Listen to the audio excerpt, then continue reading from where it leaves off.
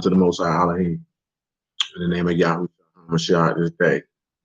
Pick it up in the 59 and the 39 verse. Search the scriptures, for any of you think you have eternal life. Life, not honor from man, but I know you. That you have not the love of Allah in you. I come in my Abba's name, and you receive me not. Another shall come in his own name, him you will receive. How can you believe but receive honor one from another and not the honor that comes from Elohim only? Do not think accuse you to Abba. There's one that accuse you. Proverbs chapter 21, verse 28.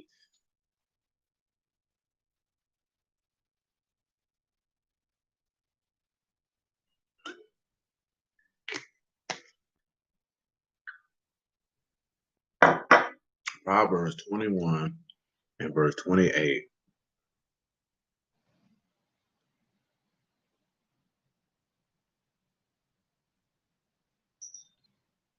A false witness shall perish, but the man that hear speak constantly. To bring it back to your memory, constantly is nasak, eminence, perpetuity, victory, enduring, everlastingness, enduring of life, rated to the way of life. This is what you have to understand, that when you, for those who weren't present because of it, that was a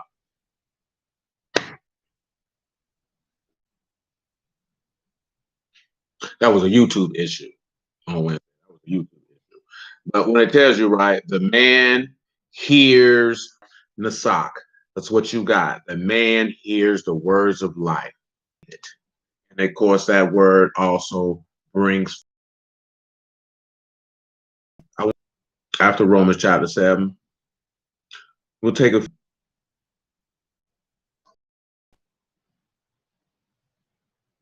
I want you to come over here to Romans 7.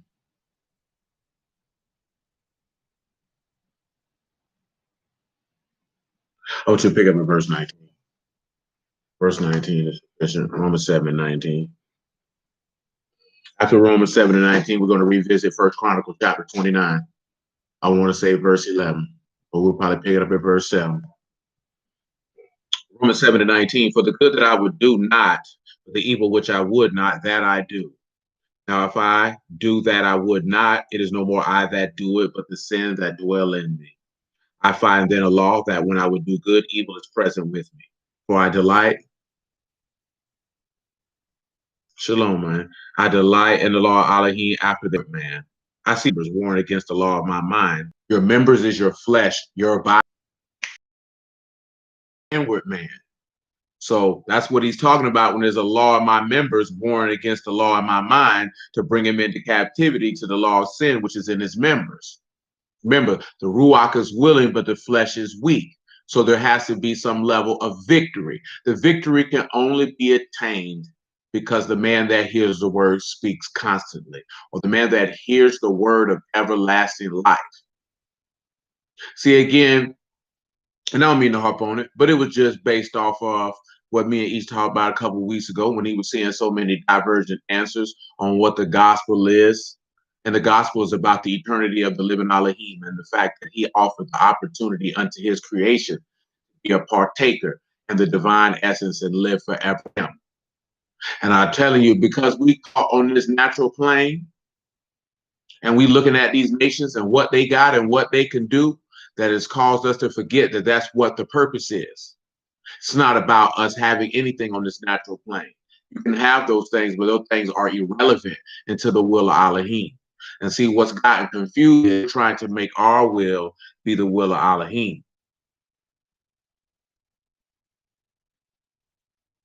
And our will never be the will of Elohim, because what we desire is not a part of his plan unless what you desire is what he desires. And he desires for his creation to become like him. See, we worry about lands and governments and rulership and things of that nature. You would have never been a ruler on any world stage if it wasn't for you. You weren't going to rule. And that's it. Even if you were even, let's not even say that, because it was the will of Elohim you were in Egypt.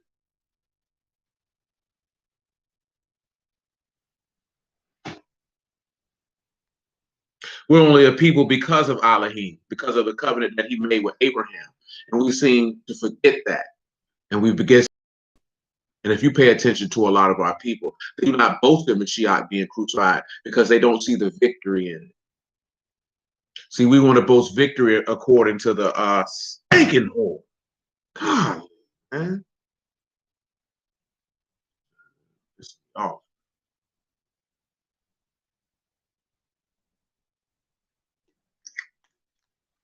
You see, we don't see the come on, man. See, we don't see the beauty in it.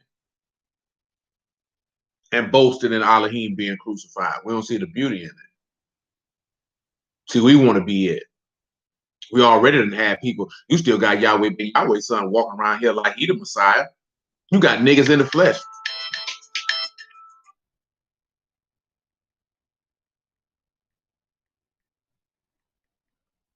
You got niggas in the flesh talking like a Messiah.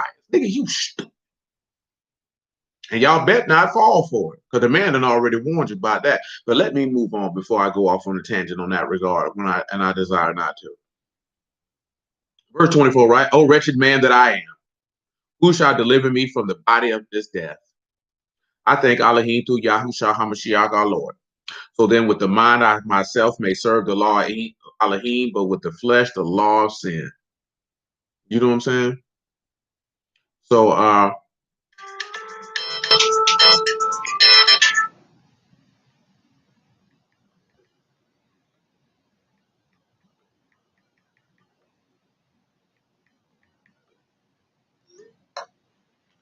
come over here to First Chronicles 49.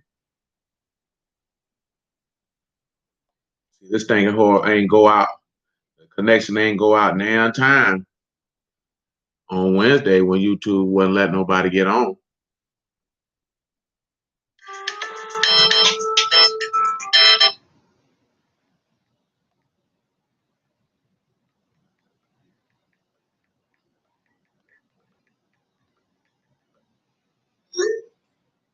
Let's come over here to First Chronicles. Wherefore David blessed Yahuwah before all the congregation, and David said, "Blessed be you, Yahuwah Elohim of Yasharal, our Abba, forever and ever.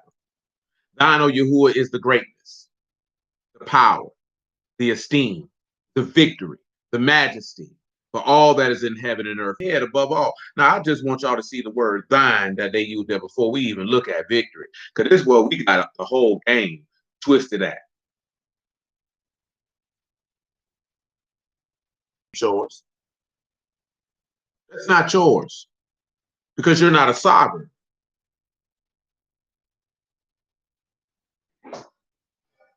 You don't reign.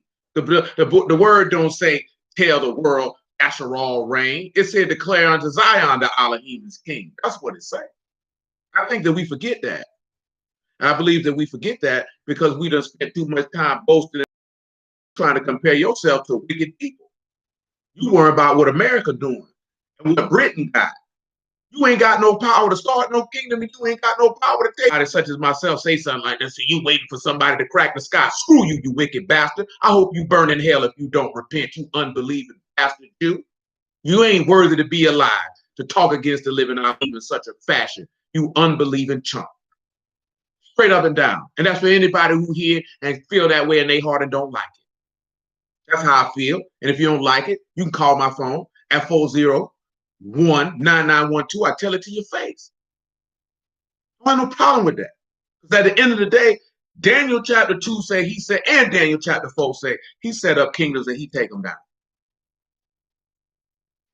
Yasharal ain't never pushed no kingdom down on their own. You ain't never did that. You didn't lift up a hand to take down Babylon. That's what they say. He's always done it by the hand of a man. But on this last go around, he gonna do it by his own hand. When you got unwavering faith for Elohim, like I'm gonna hit you with that sign, man. Shame, insults, guilt, and the need to be right. You got to pay attention to that, because that's what people do. They hit you with shame, they hit you with insults, they try to hit you with guilt, and they have to be right. That's what they're gonna hit. Who speaks, who hears and speaks constantly? Elohim himself. Because you're not gonna win this last battle, baby. I'm sorry to tell you. You're not gonna win it. You don't have the ability to win.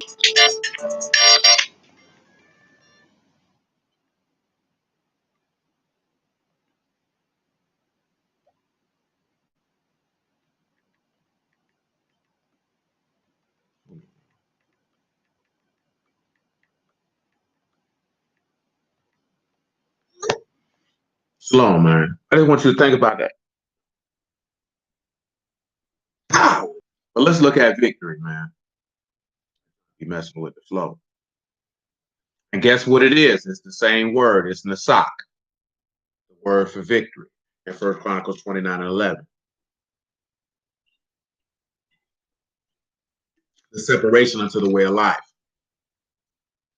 Let's just go look at John 14 on general. Ain't gonna hurt nobody. 14:1.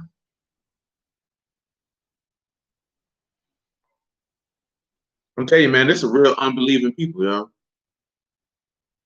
Yeah, ain't nothing I can do. Yeah, ain't really nothing I can do. Because it's going in and out. There ain't nothing I can do.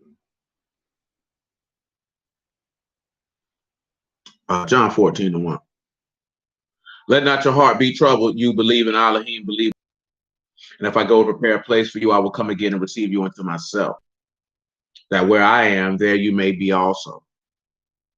And where I go, you know, and the way you know. Thomas said unto him, Lord, we know not where you go. How can we know the way? And remember, right, this is you being separated to the way of life. Yahushua said unto him, I am the way, the truth, and the life. No man can come unto Abba but by me. If you had known me, you should have known my Abba also. Or speaks victory, or speaks everlasting life. What is the victory? 1 John 5, man, screw it. 1 John 5, man. What is the victory? Because it says thine is the victory. You don't do it like this. Psalm 98. We still got to go through Job 37 because we started that, and you who are willing, that's exactly what we're going to do. Psalms 98. Oh, sing unto Yahuwah a new song, for he hath done marvelous things. Let's look at marvelous. He's done marvelous things. Remember, that's Palah. If some of y'all recall, a long time ago, we dealt with that. That's wonderful, extraordinary, separate by distinguishing action, to beyond one's power, to be difficult to do, to be difficult to understand, to be wonderful, to Lamad and Aleph. You see the strength of the shepherd's word, of the shepherd's word, since he's the father. His father's over him.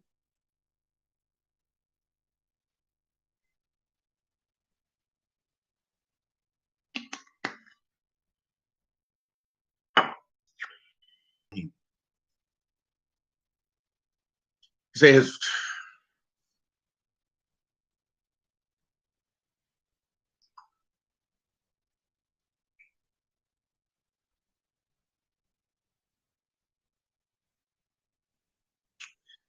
his right hand and his Kadash arm have gotten him the victory. Victory is Yeshua here, saved in battle, to be victorious. Yad, Shan, and Ayin. You see how the right hand has paired you. And I think Ayin, you got converged in the soul. It's paired you to the Ruach. It's paired you to be a Kai with Elohim. See, we're missing all that point. On what he said to the masses versus what he said to his apostles. It doesn't matter what he said to the masses, because what he said to his apostles, he told them to say it to the masses. That is the point. That was the thing that was lacking. The thing that was lacking. We didn't know Elohim. Remember what he told them in John 8? He said, whom you say is your Elohim. You say this your God, but you don't know him. He said, Kadash Abba, they have not known you. He said, but I've known you. That's the problem. And we still don't know the man. And all that stuff, and you still don't know God, bro. You still don't know him. You still all day about a man you don't know. You think you know him, but you ain't no different than the people that Mashiach was in. But you're not gonna get the everlasting esteem that come from Elohim. I would, brother, miss. And this joint here, this just was this joint pissing.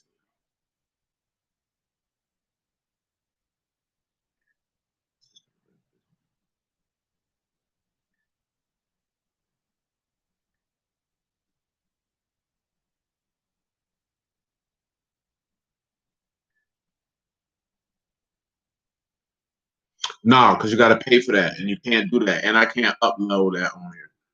So that's and see, it's not gonna work either because it's going to pause because I got to get off my phone to look at stuff. Verse 2 in Psalms 98. Yahuwah made known his salvation, his righteousness he has openly shown in the sight of the heathen. And then yeah, you're not gonna be able to do that either. So that's just that's not nah, I can't stop.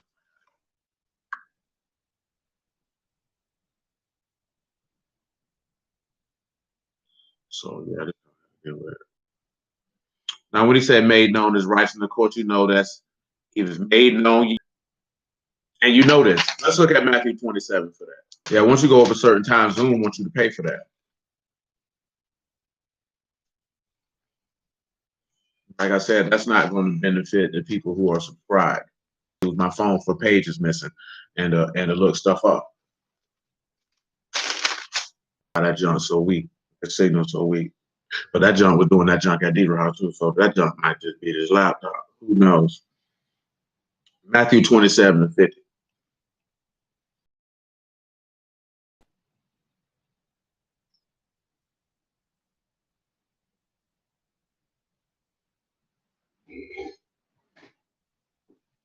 Yahushua, when he cried again with a loud voice, yielded up the Ruach, and behold, the veil of the temple was rent in twain from the top and the bottom, and the earth did quake, and the rocks rent, and the graves were open, and many bodies of the saints which slept arose and came after his resurrection, and went into the Kadash city, and appeared unto many. And when the centurion and they that were with him watching Yahushua saw the earthquake and those things that were done, they feared greatly, and said, excuse me, truly, this was the son of Elohim. Let's go ahead and show this righteousness right in their eyesight so they can see it.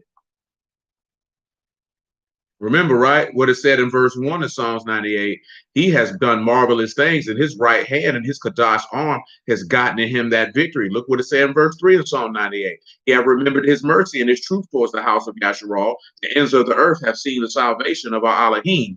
Sing unto Yahuwah with the harp and the voice of a psalm, with trumpets and the sound of a cornet. Make a joyful noise before Yahuwah the Mallet. Let the sea roar and the fullness thereof, the world and they that dwell therein. With righteousness shall he judge the world and the people with equity. Let's just get equity real quick so you know what it is. Rightness, straightness, gonna be straightened out. Look what the key thing that he told you though. He has remembered his mercy and his truth. That's grace and truth, if you recall. A little Kased, a little Amuna. Come over here to Jose, man. Jose 12, I believe. I remember, brother, man, he don't fool with me now. He got mad because I told him about himself when he was having a bad time in his life.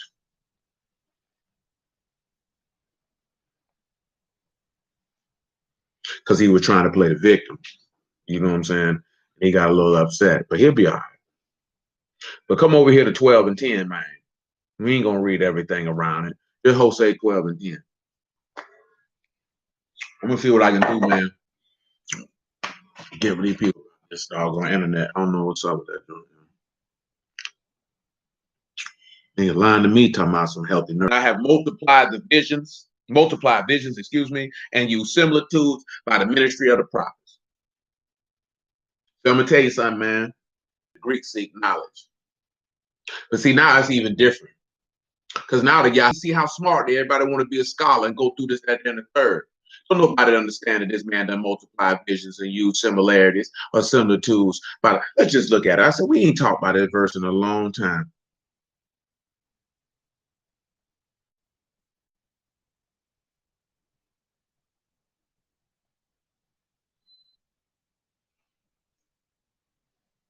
Word for similitude, to like or resemble. That's why I told you that a shadow of the things to come. The prophet's ministry or yard or hand or strength or power.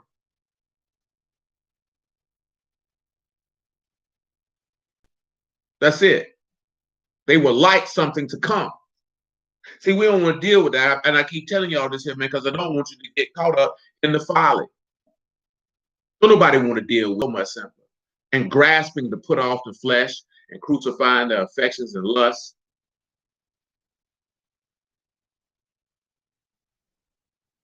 And the affections are the most simplest process in the world. And it's only because we don't believe it. That's it. There's no other reason. There's nothing else to explain it. There's nothing else to go around it. We just don't believe it. We want to believe that we believe it because we say we the Israelites and I keep these laws, but you don't believe it. And their emotions and get upset when all you want to talk about is the Lord. You know what I'm saying? That's what happens. We're talking about that word in the sock. He that hears will speak a word of victory. Speak a word of everlasting life. What he's going to speak. That's the word that's the word he gonna say. All that other stuff, nigga, that's a vision out your own heart. That's your stuff. And that's fine. Just take ownership of that. Don't put that on him and say that's what he pushing. Because that's not what he pushing. That's what you pushing. And you trying to put that man's name on that. And that man gonna come see you about that. Because you lying on him. Man, I done talked to brothers, they be like, man, so you saying Malcolm X going to hell, he was a freedom fighter. Yeah, he going. But look what he did for the people. And what does the word say? See, that's the name of freedom. It don't matter that he was a sinner. You basically telling people who are going to overlook that. I done had people tell me, I can't tell if he going to hell. The nigga died worshiping a rock, man. What is there to say? His work is doing the judging. I'm not judging him. His work is judging him. There's no denying that this nigga was a Muslim.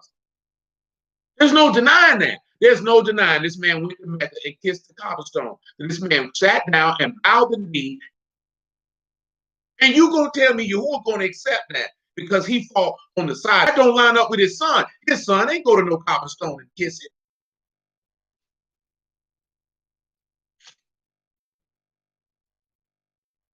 Paul made a statement in the epistle of Galatians. Paul made a point in the epistle of Galatians. Is Mashiach the minister of sin? Elohim forbid. But that man ain't taught you to serve no sin, boy. Respect the persons. When you sit in judgment, can't be no respect of persons.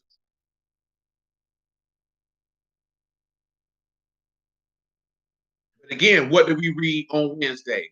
You are those that justify yourselves before men, but Elohim know your hearts, and that which is highly esteemed among men is an abomination before Elohim.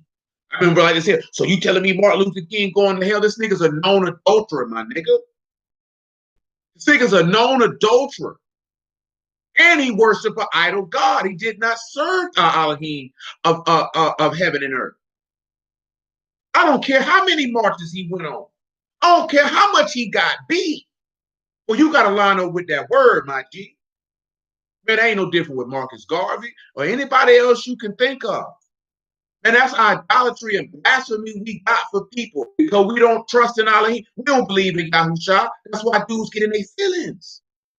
When you don't, what's the word I'm looking for? When you don't venerate and honor these men as they do. When you hold the standard of what the words say, niggas take that as you disrespecting the men. But what about the disrespect they have for you? Nobody cares about that because there's no fear of Elohim in the land anywhere.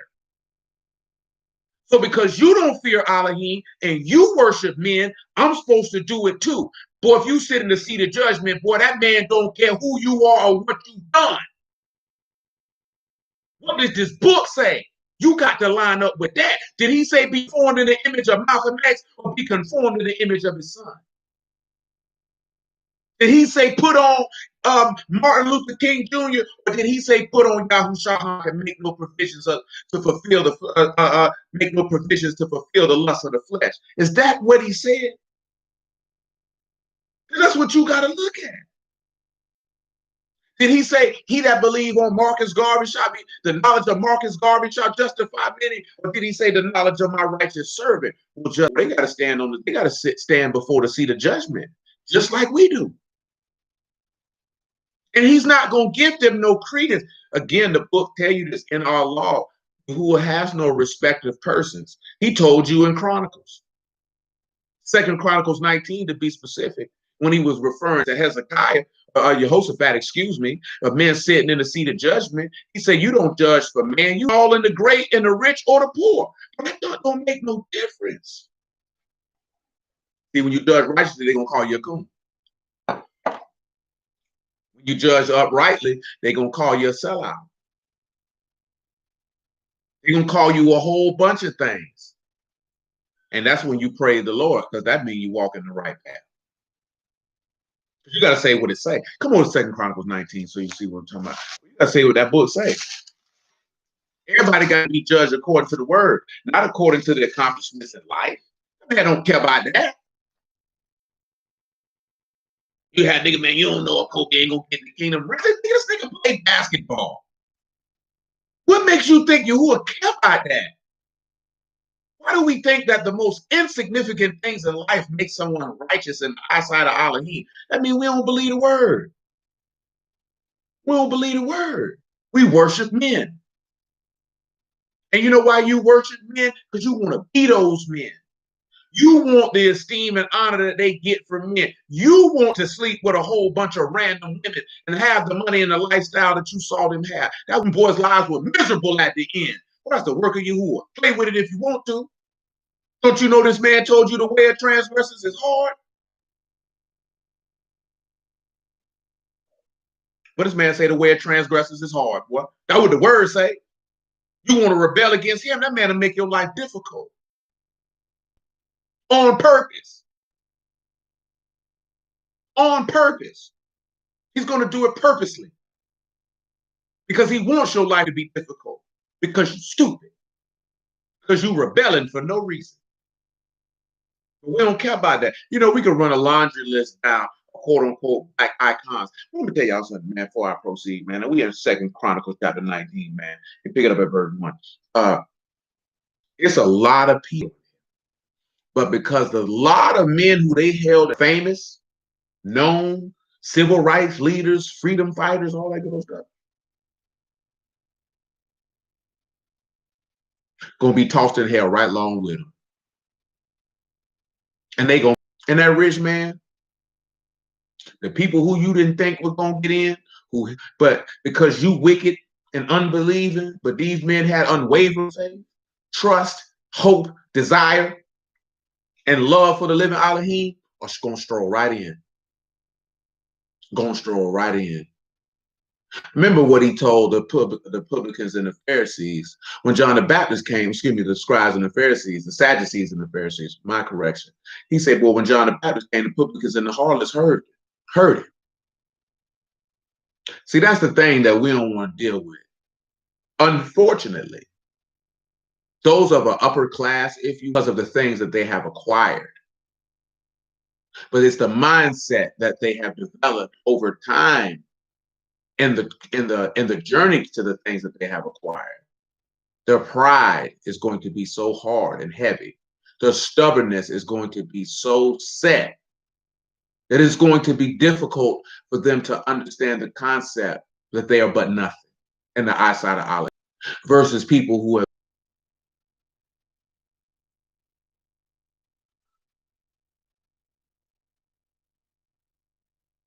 that the sufferings that they have suffered, those that they know that they are in need of. That's why the master told you it's very, very difficult for a rich man to come into this. Because yeah, he could keep these laws and and many people who have amassed a mass amount of things that is very difficult for them to do. That they're doing and be focused totally on Elohim. And you got whole people who don't want to do that. So imagine a wealth or status. A lot of people don't even want to walk away. Some people don't even care about the money. It just be the fame. Some people don't even want money. They want fame. And it's hard for people to walk away from the attention. You know what I'm saying? And you have to sit like a woman desiring attention. That's normal. You know what I'm saying? We expect that because that's just how they wire.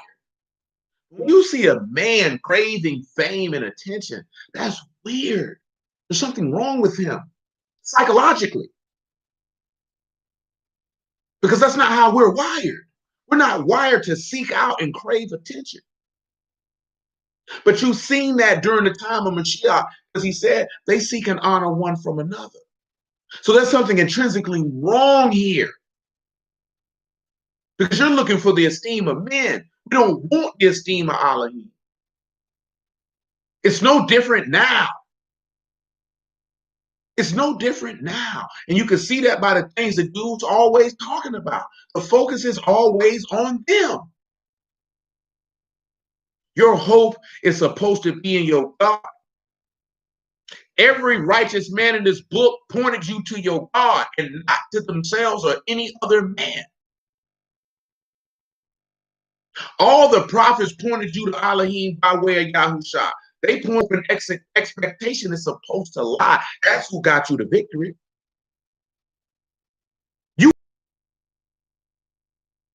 Man, let me call it. Second Chronicles chapter 19 and verse 1. Jehoshaphat, the king of Yehuda, returned to his house in peace, stinking whole. Jehoshaphat, the king of Yehuda, returned to his house in peace to Jerusalem. Jehu, the son of Hananiah, the seer, went out to meet him and said, King Jehoshaphat, should you help ungodly and love them that hate Yahuwah? Therefore, is wrath upon you from before Yahuwah. Nevertheless, there are good things found in you, that you have taken away the groves out of the Ephraim and brought them back unto Yahuwah, Elohim of their fathers. He set judges in the land throughout the fenced, all the fenced cities of Yehuda, city by city, and said to the judges, take heed what you do, for you judge not for man, but for Yahuwah, who is with you in judgment. Wherefore now let the fear of Yahuwah be upon you. Take heed and do it. There's no iniquity with Yahuwah Elohim, nor respect of persons, nor taking the gifts. See, that's the problem. Most of us ain't fit to sit and judge nothing.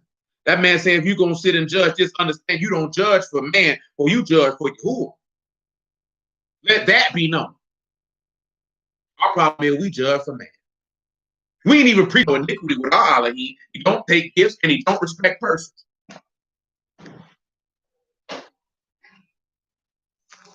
So guess what that means? Like I said before, well, I call for Isaiah 25. So come over there now. 25 and 5. And one thing for certain, and two things is for sure. Righteousness and goodness, you will be hated. These people not going to. They lying on this man. They lying on this man. Nigga tell you he a Messiah, you can be a Messiah. Lying to me, nigga. That man told you many false messiahs will arise. Believe you, nigga. Who is you? Show me some wonderful works, nigga. Care nothing about you buying no land and plant no crop. Show me some wonder. Show me something different. Anybody can plant some food, nigga. Anybody can do that. You show me something wonderful, and then I believe you won. I don't know who you think you talking to. Well, we serve you over here. We ain't no dummies. We know what his words say. You don't trust in him. We do. So I ain't going for that. We all priests. Show me you a Levite then. You prove it. Lying bastard you. And niggas be going for this junk and be repeating it. You supposed to sit there and look at this nigga lying. Well, you can't prove you in the prison, you polluted it, you get put out. That's what the book say. See, we don't want to talk about that. Because we living in delusions of grandeur. Boy, you a sinner that needs salvation. Boy, get your mind right and your game tight. What's wrong with you? Man, Isaiah 25, these niggas crazy out here, man. These niggas lost their mind. 25 and 5. I thank the Lord. Praise be to you, man. These niggas retarded. Matter of fact, we don't even need all that. We go straight to the point. You understand? Come on to verse 8. We don't read all that. He swallow up death and victory, and Yahuwah Elohim will wipe away tears from off all faces. The rebuke of his people shall he take away from all the earth. Yahuwah have spoken it. And it shall be said in that day, lo, this is our Elohim. We have waited for him. He will save us. This is Yahuwah. We have waited for him. We will be glad and rejoice in his salvation.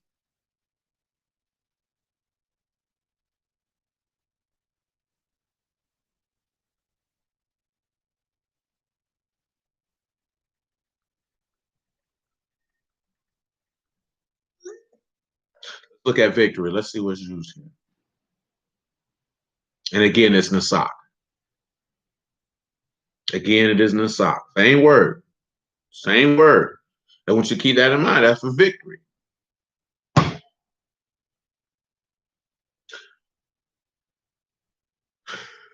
It's throwing off my flow, man. I promise it. 1 John 5 and 4. It's gonna be throwing off my flow. I know it be throwing off y'all. I just multiply that on my end by like 1,000. That junk called me to lose my train of thought.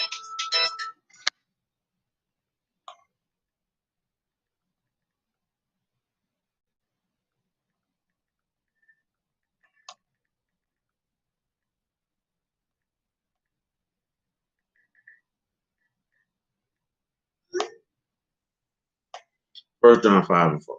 From the world. And this is the victory that overcome the world, even our faith. Who is he that overcome the world? He that believes that Yahweh only but by water and blood, it is the Ruach that bear witness, because the Ruach is true.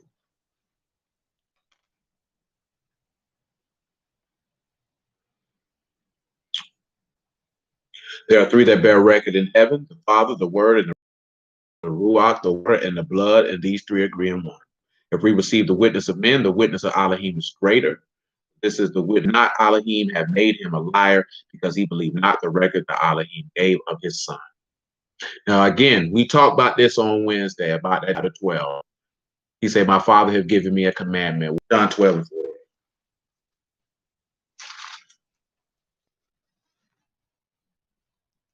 John 12 and 4.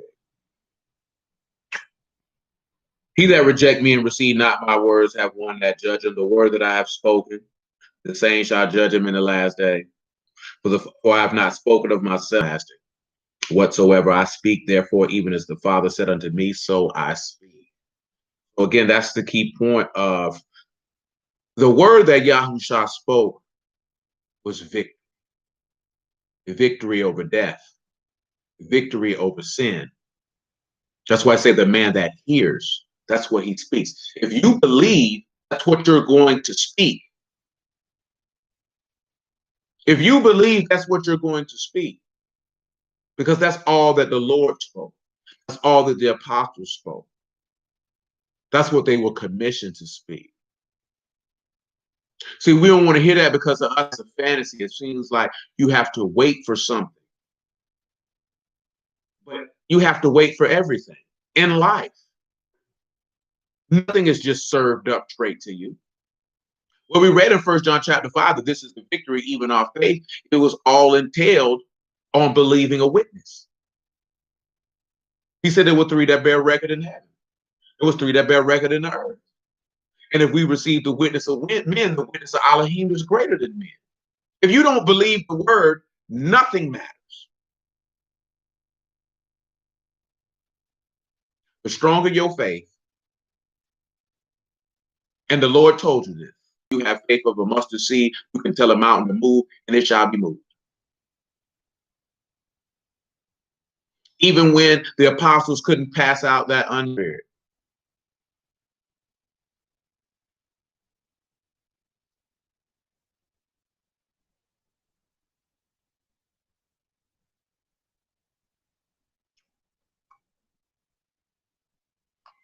We're gonna keep doing. The apostles were trying to get rid of that unclean spirit.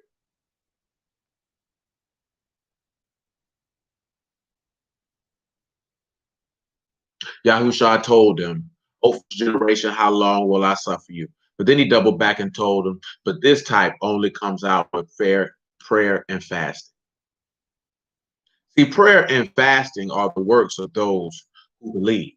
Now, there's some fast, and it's coming from a pure place. of people who trust and hope in Elohim. Remember what he told you. He whose mind is stayed on you, trusting you, for trusting Yahuwah, for trusting Yahuwah's everlasting strength. Now, I thank Yahuwah in the name of Yahushua, not only for the word, but the fact that he's gave us a mind to emanate this message for 8 calendar years. You could check the tape. This is what we've been on from the first day. Our unwavering hope, trust, and expectation in the living Allah. And as I told you before, and I'll tell you again, we're not changing. We're not changing that. For what? To be accepted? Accepted by who? Don't? That I'm going to change that up to appease you? You and your mama smoking rocks if you think I'm going to do that. Because I'm not. Matter of fact, come over here to Galatians chapter 1 real quick. And right after that, John chapter 8. See this Galatians 1 and this John 8, we feel like they feel. We not feel like they feel. Let me rephrase that. Galatians 1 and 6.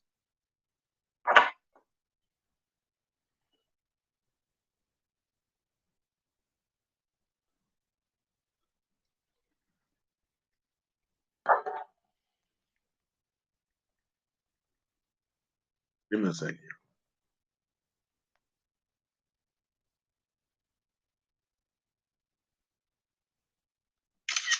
I marvel that you were soon removed from him that called you into the grace of Mashiach into another gospel, which is not another, but there be some that trouble you and would pervert the gospel of Mashiach. But though we or Malachim from Shaman any other gospel under you than that which we have preached under you, let him be damned. As we said before, so say I now again, if any man preach any other gospel unto you than that you have received, let him be damned, or let him be accursed. But this is what we standing on. We definitely stand on what he said right there. They come preaching any other tidings other than the tidings of Mashiach, may they burn in hell. If you preach any other thing other than the testimony and record the Elohim left of his son, false witnessing bastard Jew, we have no compassion in the thoughts and intents of your wicked heart. You know what I'm talking about? He say, for I be the servant of Mashiach. Let that be known. I'm not here to please men. And I'm not here to serve men in that capacity. I don't care if you like it or not. Take it with management. Come over here to John chapter 8. You preach the word or not, that's a mindset all y'all supposed to have. All y'all supposed to have that mindset.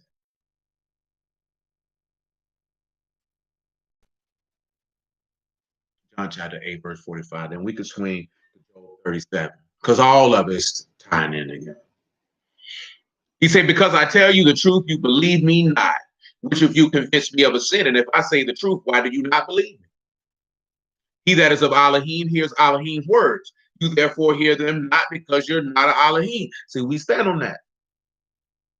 Because what did we just look at in Proverbs 21 and 28 to start?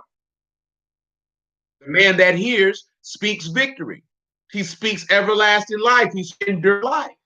That's what he speaks. That's what he speaks. That's the words that's coming out of his mouth. Then answered the Yahudim and said unto him, say we not well that you are a Samaritan and have a devil? Yahushua answered, I have not a devil, but I honor my Abba, and you do dishonor me. I seek not my own esteem. There's one that seek and judge. Truly I say unto you, if a man keep my saying, he shall never see death. You see that? If he keep his saying, what is he saying? He's telling you about everlasting life. Now, at this particular juncture, he's talking to everybody. You go back in John chapter 8, and you started off everybody. And if you go back and you look at verse 31, he stopped talking to everybody and only focused on the Yahudim who believed in him. See, that's something that most brews couldn't on the ones who do, even though these niggas standing right here. I'm not talking to you because what I'm talking about ain't for you. And that's the thing that we don't want to accept either. Well, that man word ain't for everybody. It ain't for everybody. It's for those who it was reserved for from the foundation of the world. It's not for everybody. So I know we don't want to hear that. Don't make you feel good on the side. It's not for everybody. And that can't be your concern about who is for and who is not for. Just pray the mercy of Elohim that is for you. Because you can't be worried about who is for and who is not for. You just need to make sure and that you put off this filthy foul vessel and put on that esteemed vessel from Mashiach that come from Shamahim. And that you meet him in the sky.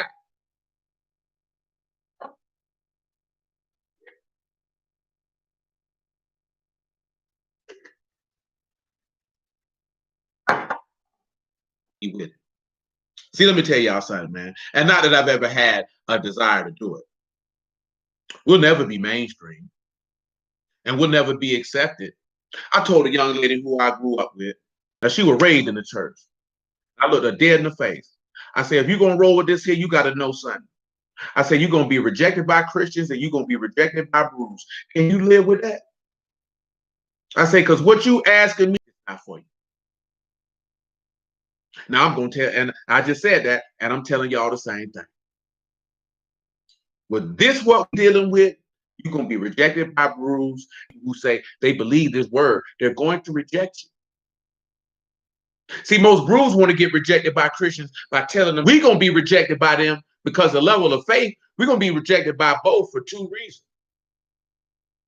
Because you talk about an unwavering, that you born of Elohim. Therefore, I can't sin. That word remain in me. I cannot sin. I'm born of Elohim. I done attained the victory. He already said he done made his right hand bare. And that right hand has gotten him the victory. It said that his is the victory. Life is in Elohim. This man also told you in the book of Hosea, Yasharah, you destroyed yourself, but in me is your help. So I don't look at no man. Let me tell y'all something too, and I told you this before, right? You can't heal nobody. It's only one person who can.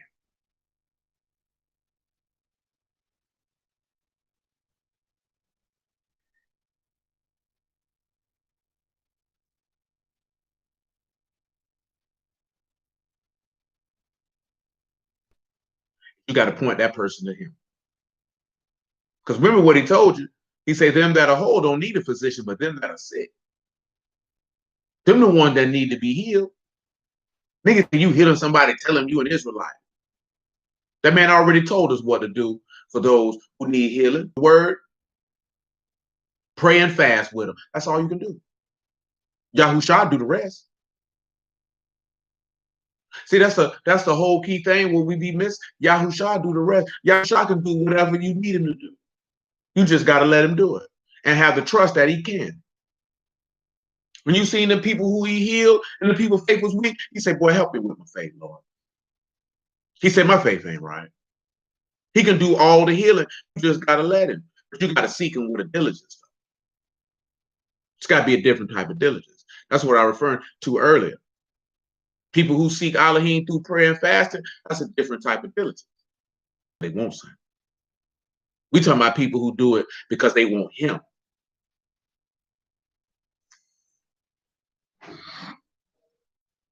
That's the difference. Because they want him. Everybody don't want him. But let me move on. Let me move on. Drop down here to verse 54, man.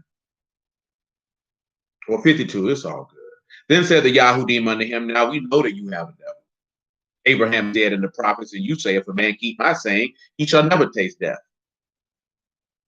Are you greater than our father Abraham, which is dead, and the prophets are dead? Whom make you yourself? Yahusha answered, if I honor myself, my honor is nothing. It is my Abba that honor me, of whom you say he is your Elohim. Yet you have not known him, but I know him. And if I should say I know him not, I shall be a liar like unto you. But I know him, and I keep his saying. All that Proverbs 21 and 28. See, because remember, right, we're going through Proverbs really, and we're having a couple spots right now. All the man ever talked about was everlasting life. If you genuinely pay attention. We mentioned that parable, right? And we talked about it a while back. But I want you to just look at the key component, what he said to the man. 19 and 20. Matter of fact, go to Mark, because the Mark was the one we read that was phrased a little bit different. That's the one we want. My apologies. Come over here to Mark.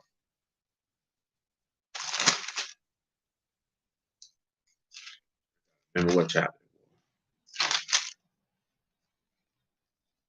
Mark chapter 10.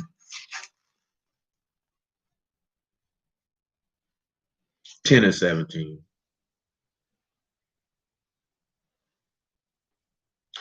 Mark 10 and 17. And when he was gone forth into the way, there was come one running and kneeled to him and asked him, Good master, what shall I do that I may inherit eternal life? Look at what he asked him.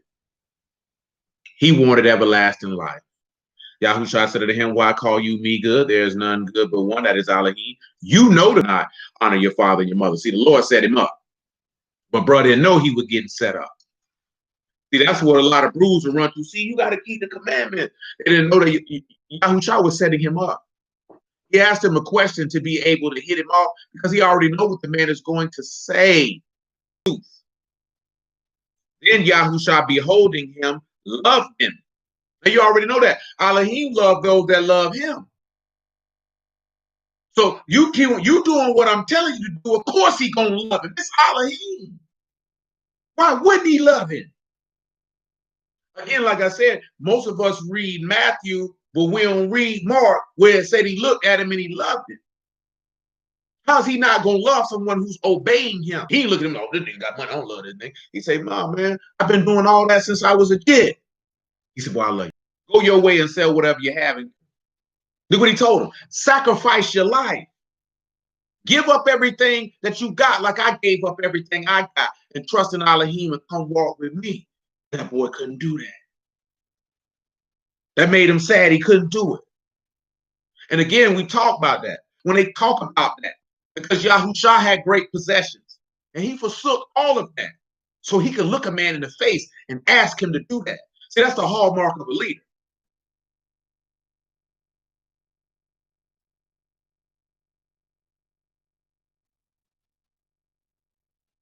That's the hallmark of a leader. You can't call yourself a leader if you ask someone to do something that you will not do yourself. You can't ask somebody to do something that you're not willing to do yourself. That's man, woman, or child. If you can't ask somebody to do something that you're not going to do and think that somebody's supposed to follow you, can't do it. He didn't ask this man to do nothing that he hadn't done. The only difference was they didn't know he had done that.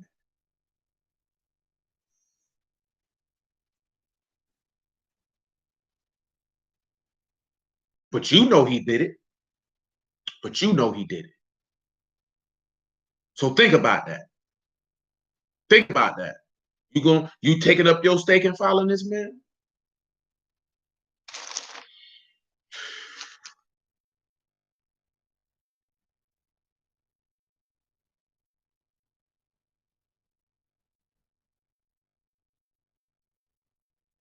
Back to 7. He asked. See,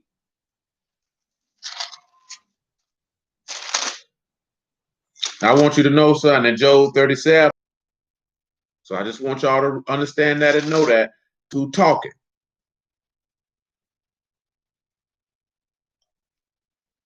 Yay.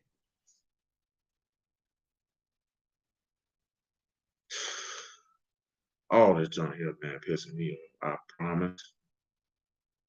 Now, of course, Elihu means he is my Elohim. So I want you to understand, he that is my Elohim is the one who's talking. We just read what Yahushua said, that his Abba is his Elohim. Because he said he knew him.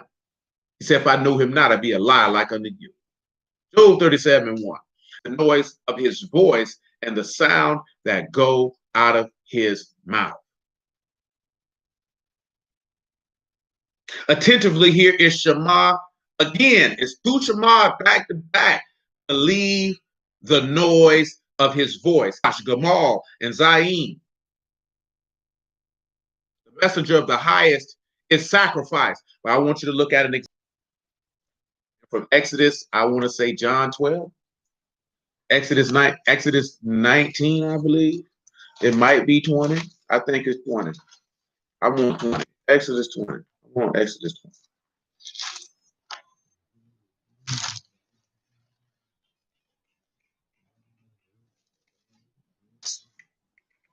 20 and 18, if you would.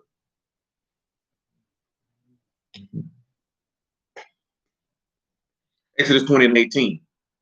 And all the people saw the thunderings, the lightnings, the noise of the trumpet, the mountain smoke. They said unto Moses, speak you with us, we will hear.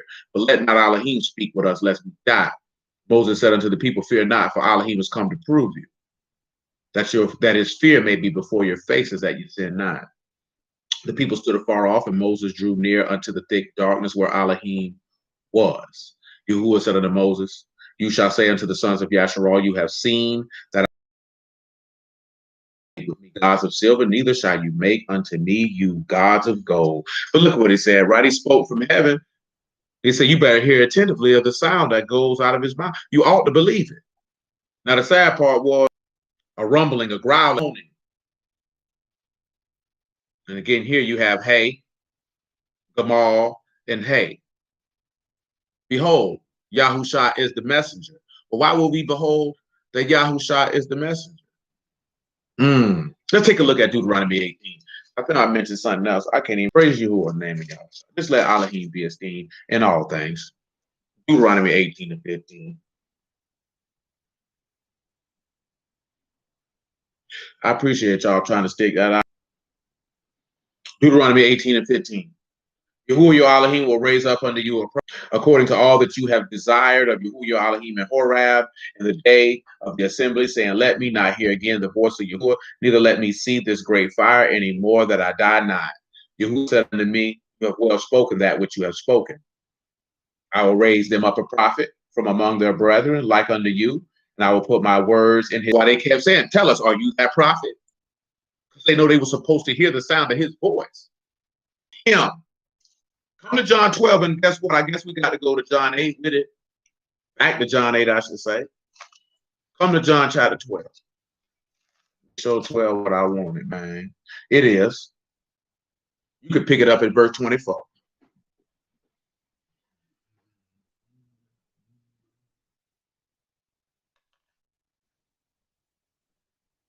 John 12 and 24. Well, make it 23. Anyway.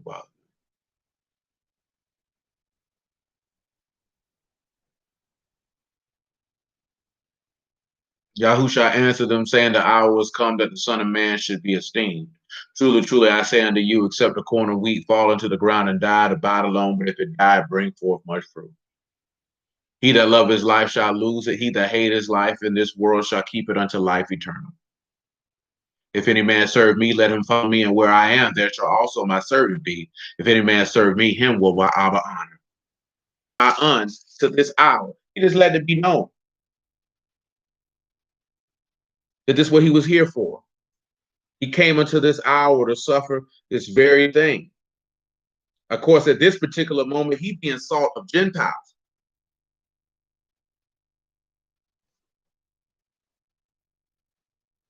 Look at verse 20. He being salt of Gentiles, right? This is Isaiah 65. I'm salt by a nation who's not worship feast.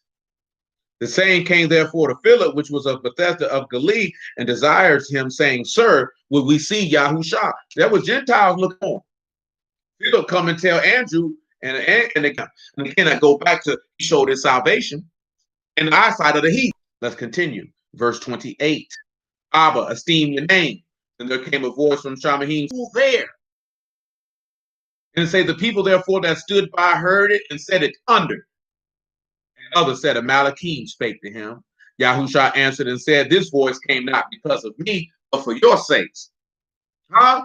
Why would Elohim need to thunder like that for his sake? He already know who he come from. That's for the people.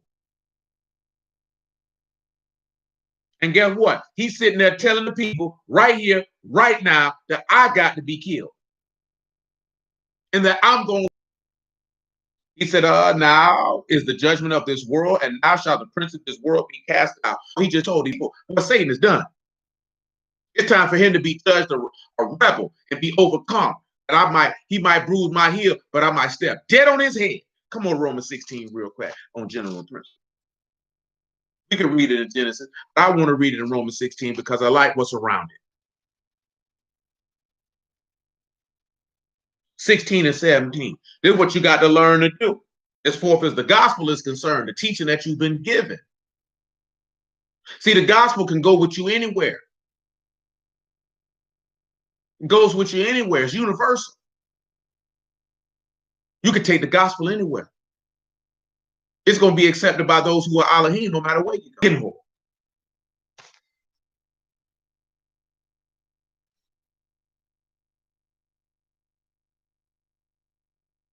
Now I beseech you, brethren, mark them which cause divisions and offenses contrary to the doctrine which you have learned, and avoid them.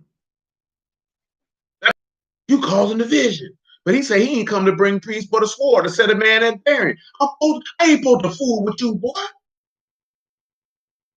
You going contrary to the gospel on purpose. And I'm supposed to fool with you.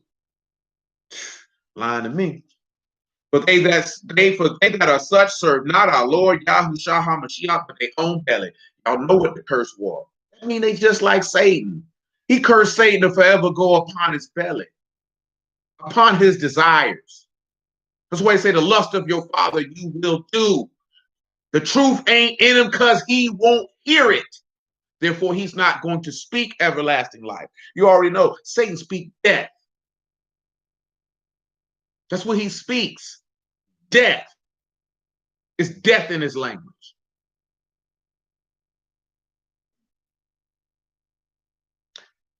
For they that such words and fair speeches deceive the hearts of the simple. Y'all remember what simple meant? Open-minded.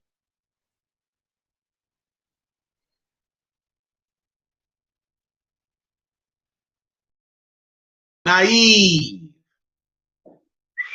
You don't know the word. And when you don't know the word, you open to come abroad unto all men. I am glad, therefore, on your behalf, but yet I would have you wise unto that shall bruise Satan under your feet shortly. The grace of our Lord Yahushua HaMashiach be with you. Amen.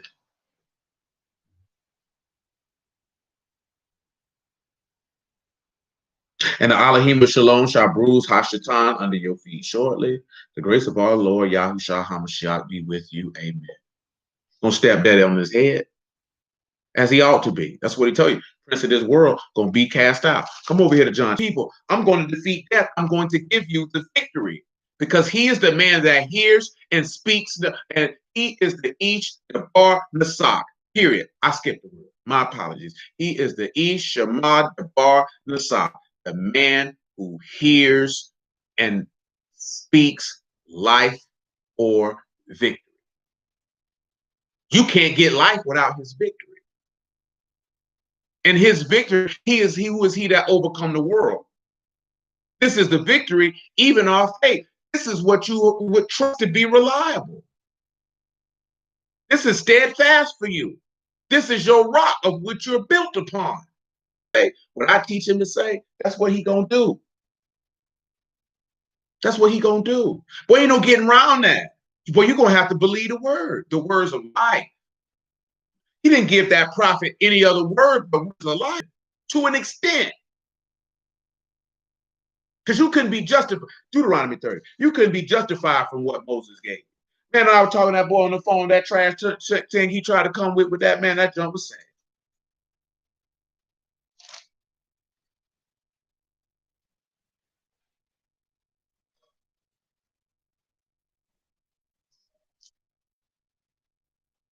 Deuteronomy 30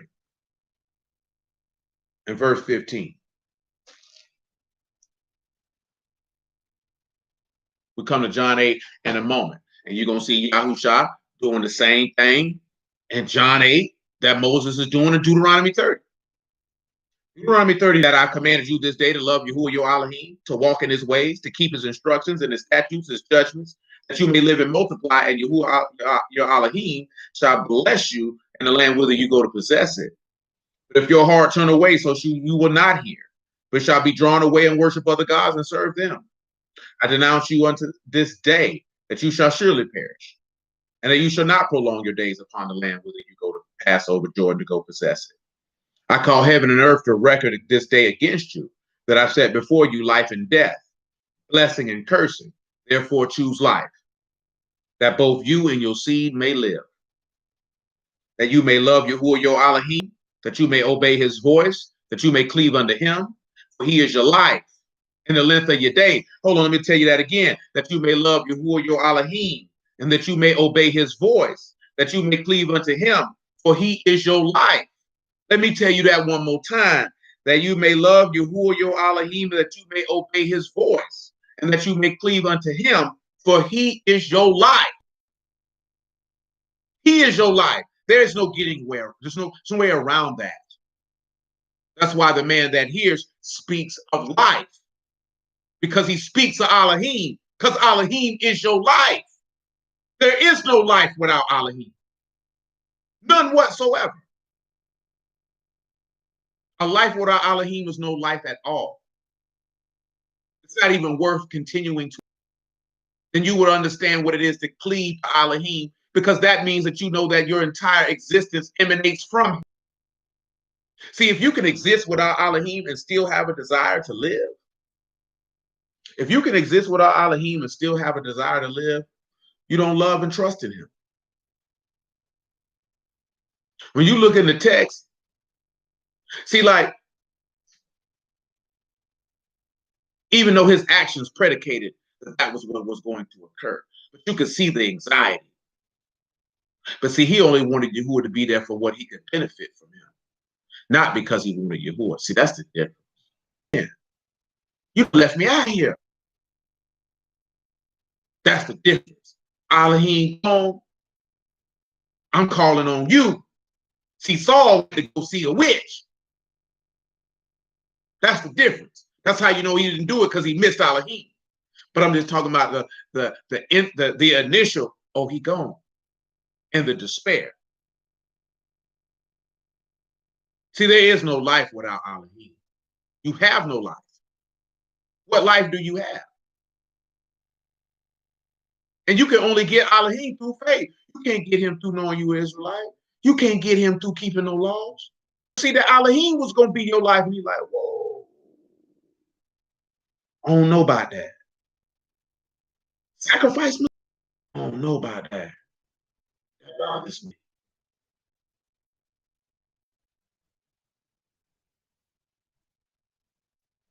See, as a man, you can't fully lead your woman if you haven't done it, because she's not going to follow you. She's not going to follow you, not wholeheartedly. And if you have done that and she don't follow you, then the determination is that she just don't believe. Or maybe her faith is weak. But see, that's a different type of value. That's a different type of conversation. I ain't gonna start that conversation right now, because that's layers. There's layers to that. Because some people, because it's like I say, it's multitude. She could not believe. Because again, I'm talking about Yasharah. So along with the woman being a physical representation of that, layers, it ain't no different than the full grounds where the seed drop. She could be caught up with the cares and affairs of this life. You know what I'm saying? And it's choking off the word. She can't bring her fruit. She worrying about the wrong thing. You know what I'm saying? Might ain't got no root in herself. Little tribulation, persecution arise. She can't follow. It's all the same. Ain't no difference. She's just the manifestation of Yasharah. That's all a woman is. Look at it. Because when I say that man is sacrificing himself, I'm talking about the Lord. I'm talking about Yahusha. In the same instance. See, we want those benefits, but are we doing the work that he did in order to achieve those benefits? And that work is going to show through the manifestation of your faith outwardly, because that faith is in you inwardly. Because you would have crucified your affections and lusts, so you would have great mass control over them. You understand? And you wouldn't lead and make decisions based off of them. You know what I'm talking about? And you have to sit back and look at that. You know, a dude on my page said that clip, that the last part that he said, that the whole thing he was telling the truth, but the last part is the most serious thing of the whole play. And he told you this in the Epistle of James. And Yahusha told that rich man this, and you were told this in the 8th chapter of Proverbs. No riches that can compare to the faith that is in Elohim, because that is wealth that cannot be quantified. So of course, you have to have tangible assets because you have to take care of yourself. But of course, you already know your Father in heaven already knows what you need and what you don't need. He already knows what you require. He know you need clothes. He know you need shoes. He know you need somewhere to stay. He already know all of that. And those are light things. Those are light things. Just like we talked about Wednesday in Proverbs 23. Oh, certainly don't you know? He said, you want to be rich? Cease from your own wisdom. He said, riches fly away like an eagle towards heaven. Notice that he said, that's your skill. Not Elohim's skill. He said, that's your skill. See, that pinches hard in niggas' souls. Because again, there's nothing wrong with laboring and wanting to have fruit of your labor and to stack something away and do this, that, and the third for your offspring and your family. Ain't nothing wrong with that. Then we have to really sit back and look at what the word said. He said, that's your wisdom. That's your skill. He told us to cease from that. Now, why would he tell us that? Because of what the Lord told us. Man's life don't consist of the abundance of things that he possesses. Again, this is somebody who hears the word and speaks life. That doesn't mean you be a bum and you don't do this, that, and the third, but he's trying to make sure that you keep perspective. Elohim didn't give you skill to acquire money. You know what I'm saying? And it's many of people, mostly women, on my page who say that about the things that they're involved with and the money that they accumulate. That's not God gave me this vision. No, he didn't, ho. Stop lying on that man. Why would he give you a vision that don't esteem him, that benefits you? Why are you lying on that man? That man ain't give you that. That's yours. And that's fine. Ain't nothing wrong with that. But don't lie on that man and say he gave you that. Give the esteem properly and say he's allowed the increase in what you saw for your daily bread. That's what he told you to do. That's what he told you to do. Because you don't know what tomorrow gonna bring. So you can't even really get caught up in all of that. Because you might be dead tomorrow. And then you're gonna be awaiting the judgment. So while we get caught up in that, now again, you got to keep things in context in life. That does not mean that you cannot seek to do certain things. But remember what the man told you in the back of your mind. Matter of fact, come back over there to that.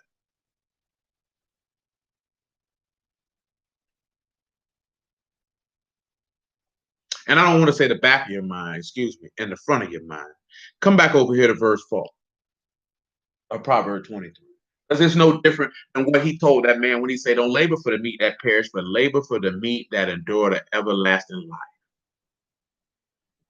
Because riches are surely going to rot away and rust away and be gone. And that's his point. See, the point is not about you can't do this and you can't do that. It's the point of, do you not understand that one is temporal and one is eternal? And are you focused on the temporary or are you focused on the everlasting? That's the actual point that Elohim is trying to make to us. One reason. The same mistake that our forefathers made. Because you're looking at the nations and what they got, and you want it to. And you want it to. You want to do what they do. You want to go where they go. You want to wear what they wear. You want to drive what they do. You want to go where they go. That's why I mentioned that before. Like, I don't want to rub shoulders with movers and shakers and disgust me. And you disgust me because your hatred for my Elohim is blatant. And I can't sit idly by and that not bother me. This world already bothers me because it's filled with wickedness and niggas justified. You know that junk vex my soul every time a celebrity nigga die and niggas in the word y'all caught up about it vexes my soul to the core. Okay, I understand you enjoy this person's art, but are you serious, my nigga? This nigga's you can't make the separation. You that caught up in that? Vex my soul. Not to mention the stuff. Now, I don't ingest a lot of media. If it's not no comedy or no junk like that, I don't really, because if I consume, I'd be utterly disgusted. This world promotes pedophilia, homosexuality. I don't care for none of them people like that. I don't give a damn about none of them people. I don't care that they black. That don't mean nothing to me. These niggas hate my father and my king.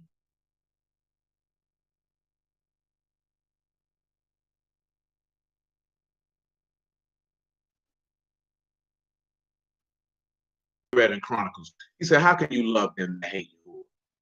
I can't love them people. I don't care nothing. All right, the album's cool. Your movie was cool. All right, you still a wicked bastard. You got no thoughts or no endearing thoughts and feelings for you, nigga.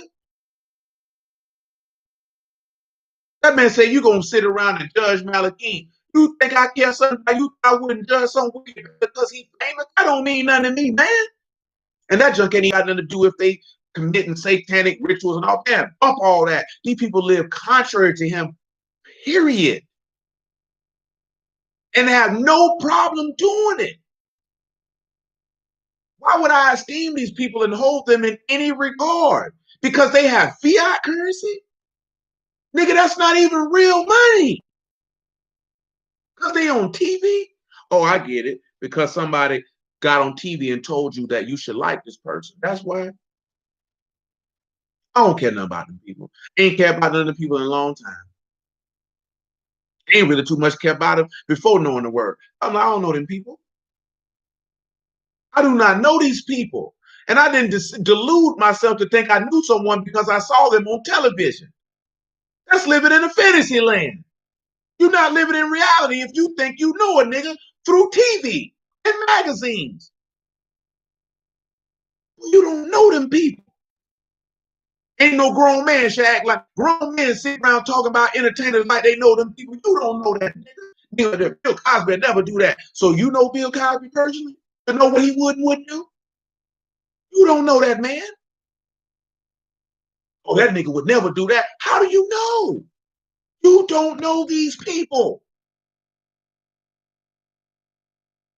Well, they got all our people walking around here like children and women, living in a fantasy world. In no way, shape, or form will they'll lead us out of darkness when we living in a fantasy world with them. It ain't supposed to be like that. It ain't supposed to be like that. Well, that man tell us we gotta be so, which you know is to labor. But let's look at rich. It's ashar. To become rich or wealthy, to gain riches, to enrich oneself, or pretend to be rich. Ayin, Shan, and Raj. You need, if you really remember what he told you, I counsel of you to buy gold of meat tried in the fire that you might be rich. And look at that there, right? You got Ayin, Shan, and Raj. So you need to know or be experienced from your own wisdom. Cease is kadal. Cease, desist, forego, to leave off. Kot, Dalit, and Lamai. Just go ahead and get separated by the hanging of the shepherd. Let's get separated by that. He did from his. Let's take on that line when it comes to that. And of course, y'all know Benay as far as wisdom and understanding. He said, will you set your eyes upon that which is not? For riches certainly, say riches certainly, that is a sa, and that is to work, to fashion,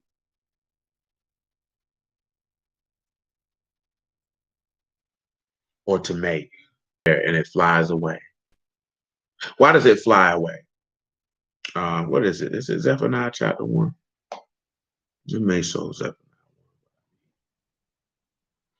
Nah,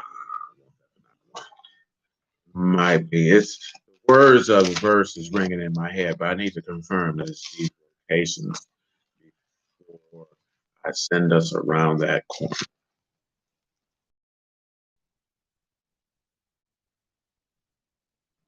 Epistle of James, chapter 5. Because most of us who are willing will probably be able to make enough money to have a very comfortable existence in this God-forsaken place.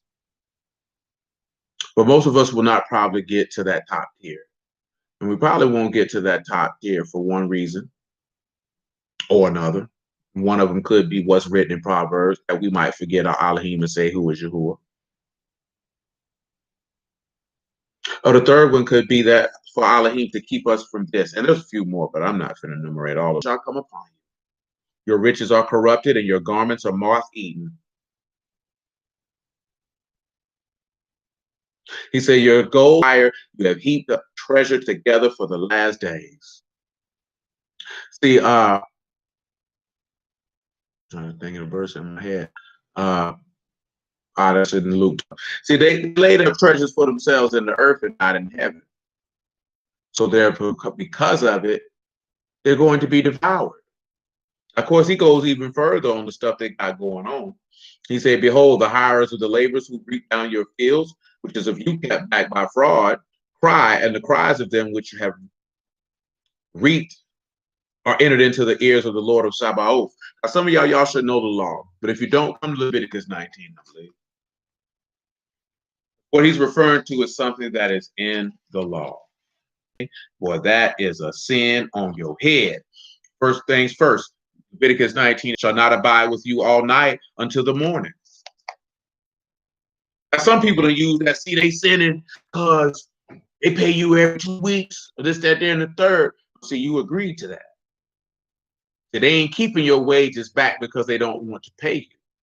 See, they've agreed to that. See, I done told many people a time or two, man, if you did some work and somebody ain't want to pay you, you could take that to Yahuwah. Let Yahuwah deal with it. Come over to the book. I ain't read it in a while. I want to say do it.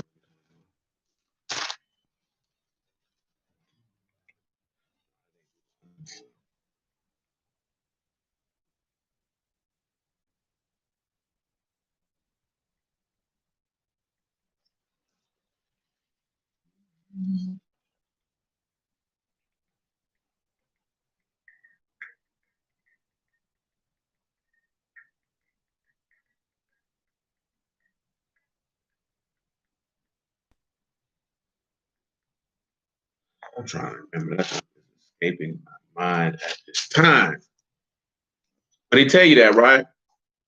It'll be sin unto you if a man cries unto Yahuwah, and that you know that you purposely not doing it.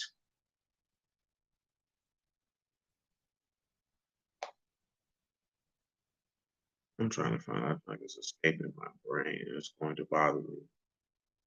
I write that too. So 24 and 14. This is where the epistle of James chapter 5 comes from. That's why that statement is made. You shall not impress a hired servant that is poor and needy, whether he be of your brethren day. So that means whatever day that you have agreed upon to pay this person, you shall give him his hire. Neither shall the sun go down upon it, for he is poor and set his heart upon it, lest he cry against you unto Yahuwah, and it be sin unto you. See, a lot of people don't sit back and they look at that. If you had been contracted and covenanted with somebody and say, boy, I'm going to pay you such and such on such and such day, and they don't pay you, that man say, well, guess what? You can cry unto Yahuwah, because he set his heart on that. He need that bread. And he said, well, that's going to be sin to you. So just sit back, look at that. And anyway, you look at these rich people who done kept back that money by fraud, don't want to pay people. You will say, I come see. See, there's another reason. Come over here to 1 Thessalonians chapter 4. Because anybody who's been in business, they don't been up. See, this is the thing that go on with that. 1 Thessalonians, man, 4:1. Some of you may take it to Yahuwah, some of you may not. I didn't have insight. I mean, we were working with these people, man, at the L house. That lady tried to buck us. I ain't say nothing. They ended up getting fired. Lost their contract. I say, well, look at the Lord. That's what you get. You punk bastard, you. 1 Thessalonians chapter 4. Furthermore, then we beseech you, brethren, and exhort you by the Lord Yahushua, that you received of us how you ought to walk and to please Elohim, so would you more abound more and more. You know what commandments we gave you by the Lord Yahushua. This is the will of Elohim, even your sanctification, that you should abstain from foreign gods which know not Elohim, that no man go beyond and defraud his brother in any matter. Not it ain't even about no money. He said in anything. When you're looking at the fraud and you know what that means, you're lying, you're scamming, you're running game. For Elohim have not called us unto uncleanliness, but unto Kadash. He therefore that despise not man, but Elohim, who have given us, also given unto us his Ruach HaKadosh. For Yahuwah will come see anybody who has defrauded anyone who belongs to him. For that man will come see you by that. Back to Job 37. For that man will come see you by that. So we would recommend, baby, don't do it.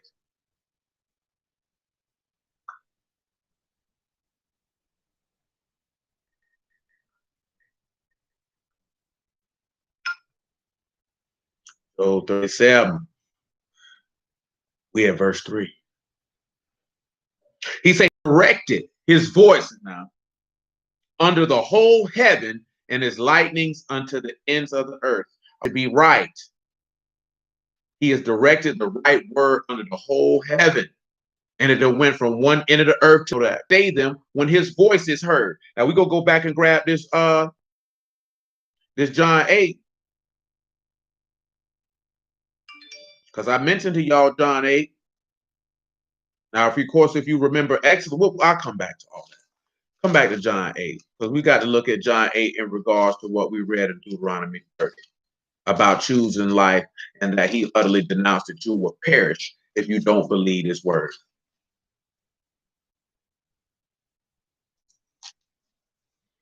And I want verse 21.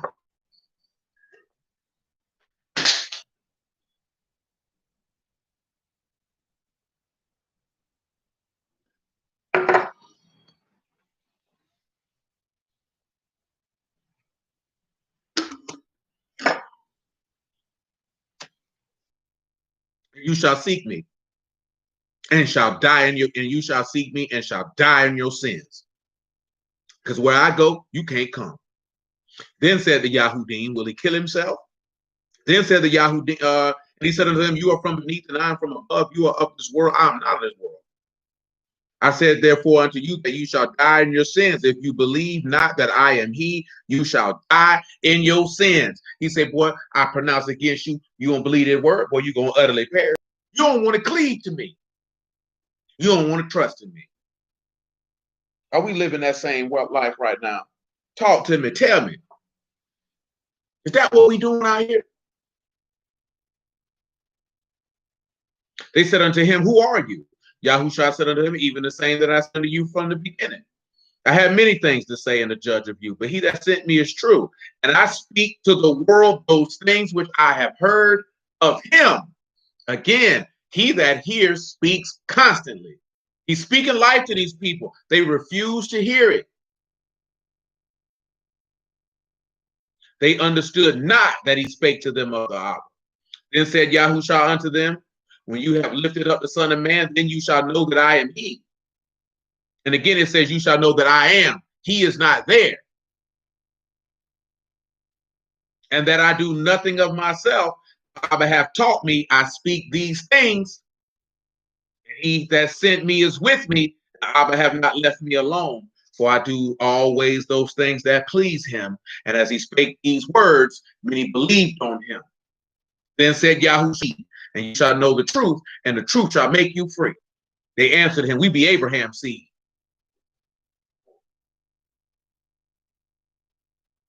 We've never been in bondage to any man. How say you, you shall be made free? Yahushua answered them, truly, truly, I say unto you, whosoever commits sin is the servant of sin, and the servant abide not in the house forever, but the Son forever. If the Son therefore shall make you free, you shall be free indeed. Have no place in you. And again, that means that life does not have any place in these people. Don't have any place. That's what you have to sit back and look at. Remember, he said, my words, the words that I speak unto you, they are ruach and they are life, and there are some of you that believe not. Because they don't hear the word, they don't believe it. Now come back over here to Job 37, right? He said it's his after One, hear the noise of his voice and the sound that goes out of his mouth. Believe the word. It's simply what he's telling you. Believe the sound. They were supposed to believe the sound in the wilderness. They didn't believe it. Yahushua came and played with us face to face, and we didn't believe it. And now we're still in that time. But thank Elohim in the name of Yahushua. There is a remnant whose hearts were prepared to receive the words of everlasting life. Grab hold to them and don't let. Matter of fact, boom. Monte mentioned this. Matthew 22 talking about it. Exactly what we discussed in Matthew 22 talking about it. And we're going to talk about this Matthew 22 before it goes along to what's in Chronicles, in one of the Chronicles. Second Chronicles 36 to be exact, or First Chronicles 36, Second Chronicles 36, one of them. But Matthew 22 and 1, I'll move around because I can't, well, it's only 14, bro. We're going to read all of it. We probably will. Listen what he said. Yahushua answered and spake unto them by parable, saying that the Malkuth of Shamahim, the heaven, and you die, boy. You don't come from heaven, boy. That ain't where you come from. You came from a man's testicles, boy. You come from seminal fluid. You made of dust and ashes, boy. Well, you not from, well, you ain't got no rule and dominion in heaven, boy. Well, we just read that. Yours is the kingdom. Now look at what he said got to be done to get into his kingdom. He said the kingdom of Shamahim. The Malkuth of Shamahim is like unto a certain Malik, which made a marriage for his son. See, now we done talked about all this before. Yasharal Yahuwah wife, which is Yahushua, prepared a marriage for his son. And that marriage is shown to you in Hosea chapter 2. And many other places, we already talked about this already. So ain't no need to go back over it at this moment. And he said for the servants to call them that were bidden to the wedding, and they would not come. I mentioned Second Chronicles 36. You know what I'm talking about this evening, brothers and sisters, ladies and gentlemen. All we talking about is believing the word. And when that word comes forth, you hear it and believe it. It really just that simple. That's all we talking about. We ain't talking about nothing major. Well, it is major, but it shouldn't be nothing major for none of y'all. Second Chronicles chapter 36, man. Verse 11. Zechariah was 21 years old when he began to reign, and reigned 11 years in Jerusalem. He did that which was evil in the sight of Yahuwah his Elohim, and humbled not himself before Jeremiah the prophet from the mouth of Yahuwah, because speak is not there. So basically, since we're like people rely. When he rejected Jeremiah, he wasn't rejecting Jeremiah. He was rejecting Yahuwah. That's what he rejected.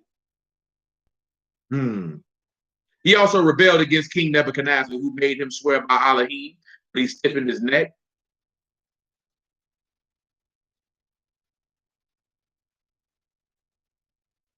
Unto Yahuwah Elohim of Yasharal. Moreover, all the chief of the priests and the people transgressed very much after all the abominations of the heathen, and polluted the house of Yahuwah, which he had hallowed in Jerusalem. And Yahuwah Elohim of the Abba sent them to them by his messengers, rising up times and sending, because he had compassion on his people and on his dwelling place. But they mocked the messengers of Elohim, and despised his words, and misused his prophets, until the wrath of Yahuwah arose against his people, till there was no remedy. And see, that's the same thing that's in Proverbs. A man who is reproved constantly. Come over here to Proverbs 29 and 1. Notice that they said they didn't want to hear it. They didn't want to hear that word. Why you keep coming around here telling us this? I don't want to hear this. It ain't no different now. Let me tell you something, man. I forgot what song that was, man. Somebody said it in the song. But when they work trash, that's when they come. They got to come with other stuff to pull you in. They can't draw you. Remember, he said, if when the Son of Man be lifted up, all men will be drawn unto him. That means when you lift up the gospel, all men are going to be drawn unto him. And when your work trash, you can't lift. Because see, if you lift up the Son of Man, you lift up the Son of Elohim, that means all men get drawn unto him. But if you lift up yourself, all get drawn to you. And then you get to be able to get what you want. But you do that because your work trash. Your work's trash. You know what I'm saying? That's not good work. No, we don't buy that, sir. Y'all stepping on it. We don't step on it. Step on it for what? It's 100% pure word from heaven. What am I gonna step on it for? Makes no sense. Proverbs 29:1. Remedy. Of course, remedy is marpe, no help, no, and they'll be crushed and broken to pieces, shattered. Back over here to Matthew chapter 22.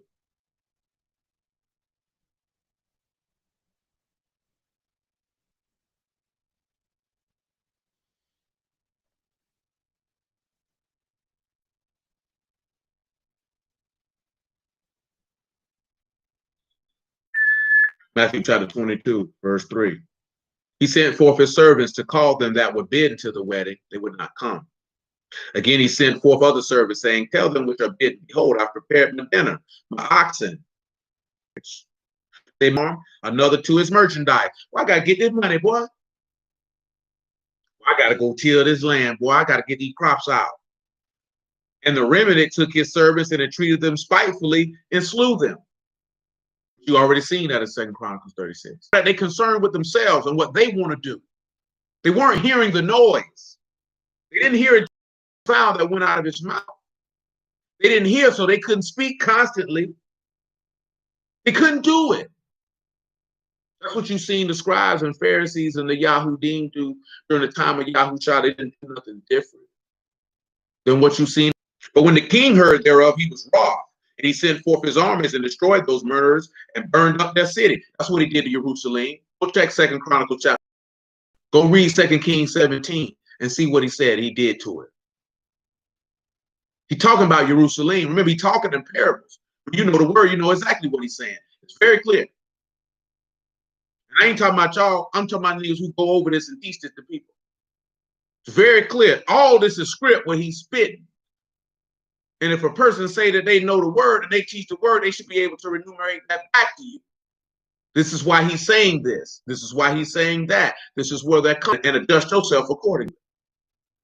Let's continue.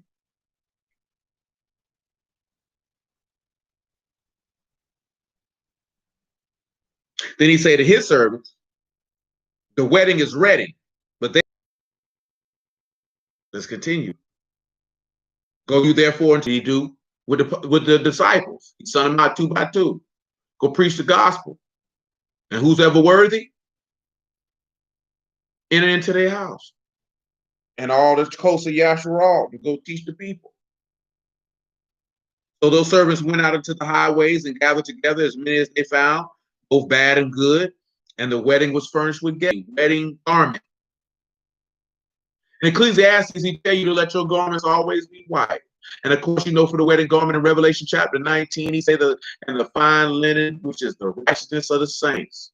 And the righteousness of the saints is the justification of faith, which is in Yahushua HaMashiach. That's why he said, you know, blessed is he that watch and keep his garments, lest you be found naked and they see your shame. Or what Job told you, that he put on righteousness as a robe. See, you can't come into the wedding without the proper attire. But see, you know, it's the same thing when you look at life. A lot of people feel like that they should be accepted in spaces irregardless to the rules and standards and codes of that space because you feel entitled to it. Look at what the man says. And he said unto him, friend, how come you in hither not having a wedding garment? He was speechless. Well, when you get caught with that ruach, boy, you ain't got nothing you can say. What you gonna tell him? Then said the king to the servant, bind him hand and foot, take the chosen, because he said, say to his servants, go gather some people in here, good and bad. Well, you ain't got that ruach, boy, you're going to hell, boy. And that's what he was telling them people. And all that went down because the original group of people, they didn't want to hear.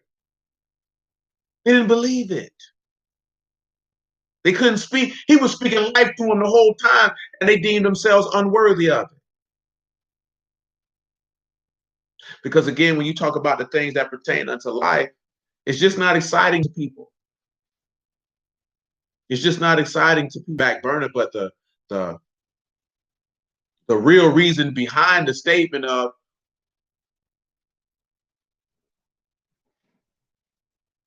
Most women don't want a righteous man because most people don't want Elohim. It's not exciting, but it's fruitful and it's peaceful and it's strength and it's a love that a man could not put into words. And that when a man and woman's faith is on par, as forth as being strong, then that's a peaceful and just life that they're going to live and prayerfully extend unto the offspring. And when you look at the average person who's in the word, not the average person in the world, it doesn't appeal to them. So it's like this, because some people get in the extreme. We didn't talk about it, well, some people get in the word and they just be like, man, screw everything in life. You got niggas in the word to get dusty, don't want to pay. You got women who in their masculine feel like they need to get online and teach every nigga and do this, that, and the third. But that's masculine. So I'm talking about wow, like, oh no. And then like this here, right? Like, of course, I grew up, I heard women curse. But a woman who cussed like a nigga though, just, oh no, absolutely not. Like nigga ain't got to be no, you know, the most cultured person in the world. But you know, woman ain't the dude say, man, bring the feminine women back. Well, I'm tired of these no limit soldiers. Niggas got to it's got to the point where it's so sharp that women call each other bro. Like, nigga, what? You're not a man and she's not a man. Y'all are women. And you acting and talking like niggas. And you think a nigga want to come home to that.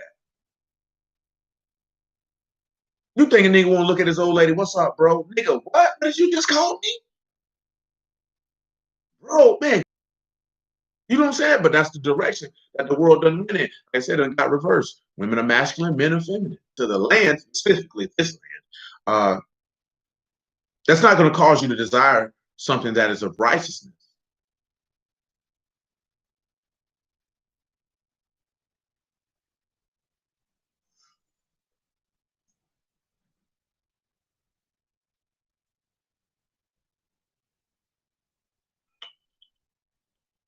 Because you're going to have to yield in order to be with you. He's just going to leave you where you at and move on.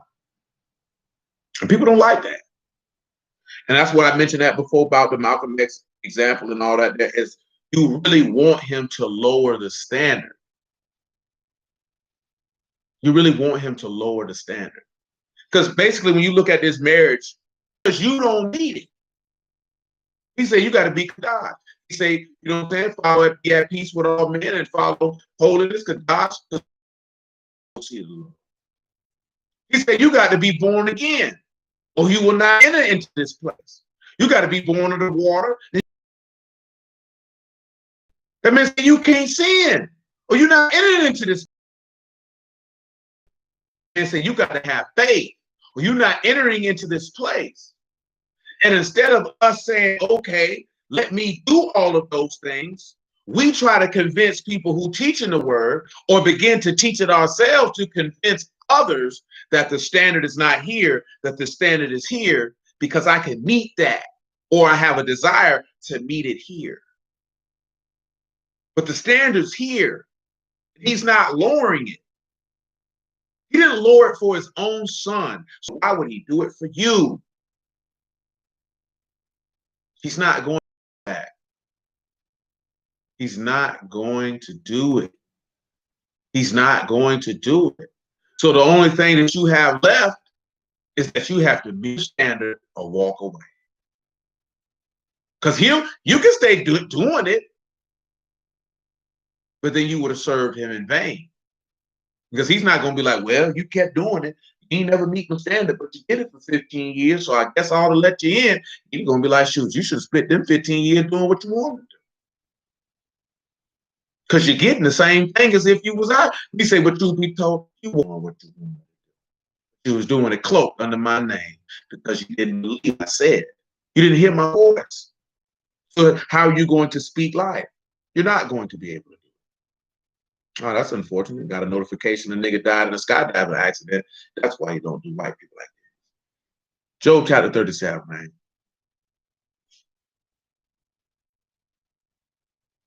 Verse 5.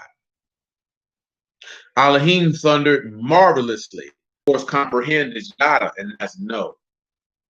Y'all know that. He says great things that he does, and we don't know. Meaning, and we'll spend more time on that, y'all willing, on tomorrow. There were great things that Yahushua did, and we didn't know why he was doing them until after the fact. Till after the fact. But he say to the snow, be on the earth, likewise to the small rain and to the great rain of his strength. And we will also visit verse 7. He seal up the hand of every man that all men may know his work. Listen, right? He seal up, that's katham, the hand. And again, that goes us talking about that beast. Because what is he trying to do? Have you put a seal in your, and again, I see dudes back on it, the mark coming, the vaccine. See, they're not going to force people to get no vaccine. They're going to do backdoor compelling for you to do it. They did the same thing with the Patriot Act. They will set things up to where if you don't do this, then you won't be able to work, or you won't be able to get on a plane. You won't be able to attend a sporting event, or you won't be able to do this. And that is what will compel people to get it. They're not coming out, because again, the mark is about if you're going to serve Satan or Elohim. If a nigga come telling you about the mark and it ain't got nothing, because along with that mark is an idol that will come alive. They go hand in hand. That is the compelling motivator to get you to take it. Not no COVID-19. But in order to get people to take certain areas.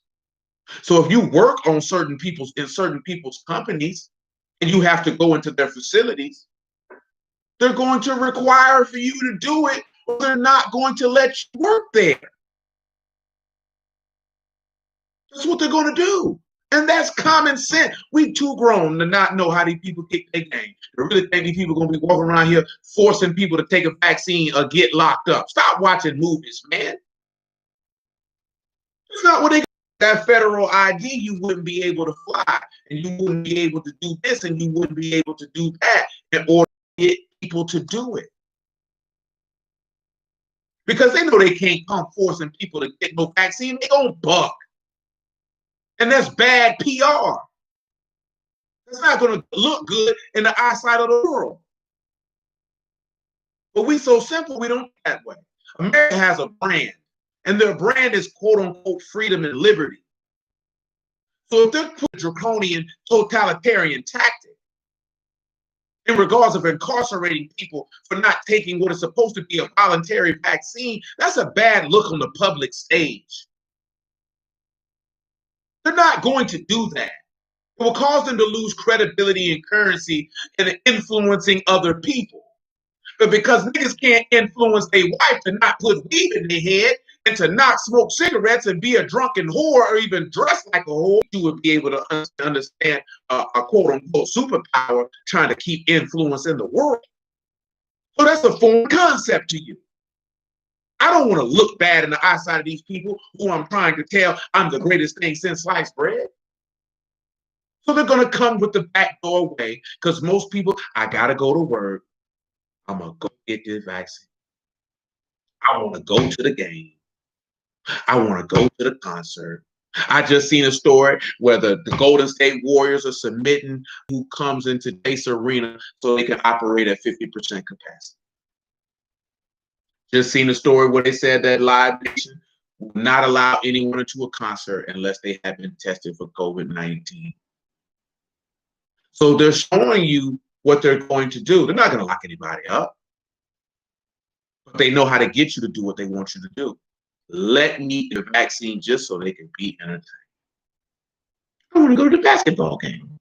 I want to go to the football game. And they're going to go get it. And they're going to go get it.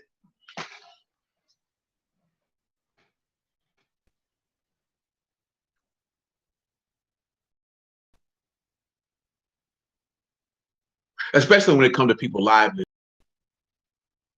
Because if you work for any type of corporation, of any small businesses may or may not do that. because it's going to it's just going to come down to, is it cost effective for them to take the risks that employees will turn that down and they have to hire new employees. Corporations, well, they're going to do it. They're going to do it. They're good, because corporations are definitely going to compel their employees to do so, and most people are going to comply. Now, whether the vaccine kills people or not, that's another question for another day. I cannot speak on that. I just know that I'm not a vaccine person. COVID-19 or not, I'm straight on that. You know what I'm saying? I am straight on that. Do such a thing, but to each their own. But you have to understand how they kick the game. And when we look at the seal, that he'll seal every man, that every man may know his work, that's the work of Elohim. Same way, if you get sealed with Satan's mark, you knowing Satan's work, which is to rebel against Elohim. Because at the end of the day, that's what it's about. Whose voice you gonna hear? That's why in that verse, Proverbs 21 and 28, it said a false witness perish. Of course, about that name. As I've told y'all before, it's all preparation for you to take your stand. And unwavering trust and hope in your Elohim, as those three young men did in that fiery furnace. As those three young men did in that fiery furnace. Your Elohim is not unrighteous to forget your work. He's a just Elohim. It says, thus saith the Ruach, blessed are those who die in the Lord from henceforth, and their works do follow them. So there's no need to have any fear. But praise be to the living Elohim in the name of Yahushua, man. I appreciate y'all time. I appreciate y'all patience in dealing with this God-forsaken internet connection. A dirty, rotten whore to deal with, to say the least. But nevertheless, just weigh and consider and just look at the key components of he that hears will speak life, he'll speak victory. And of course, the victory is to get sealed. There's been a couple other things in Proverbs about hearing, and we might be able to sprinkle them in, or you who are willing, they may stand on their own. But nevertheless, as you can see from what we've seen, that Yahushua was taught and he heard the word and he spoke life, because that's what his father spoke to him. And I said, a lot of us don't want to talk about that, don't want to hear that, because it's not exciting. It's not exciting because sustaining. He is the generator, creator, progenitor of everlasting life.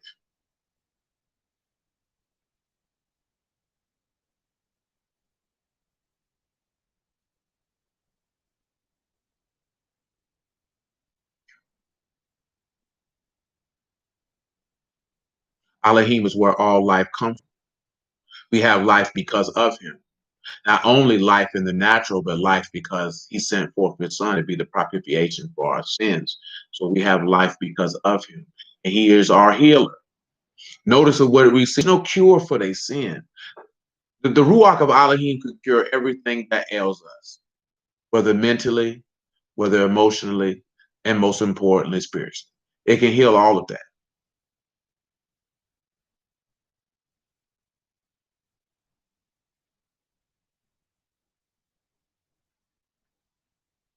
It can heal all of that. But see, the healing can only come about because you seek it. It's the only way that cure can come about. Because the physician is in. He never closes. This is a doctor's office that never closes. This doctor's offices are eternal. And you don't even have to have an appointment to go see it. But what you have to, and that's what many, many people in this world lack. That's why he said, the Son shall make you free, you shall be free indeed. He's there to set you free, but you have to have a desire to be free. He's already gotten the victory. We already read it. You are the victory. He's made bare his right hand, and his right hand has gotten the victory. The victory has already been done. It has already been done. The battle has already been fought and won. So it ain't even really much you got to do. And fourth is that regard, because the bit that be cast out, it's already been done. We're sitting in a beautiful spot and beautiful place in this dispensation of time because of it. The victory has already been attained. The health and the cure is readily available. It's there. But again, well, name of Yahushua, I appreciate your time. Y'all know Yahuwah willing next week. We'll have emergence. I got to figure out where we're going to do it at. And that'll dictate, well, I can't even say that because daylight is not as long. So next week we will not. I would implore for everyone to be as timely as possible because we have to cut things short. See, when summertime was around, it didn't really matter. I just clicked that it get dark at 6 o'clock.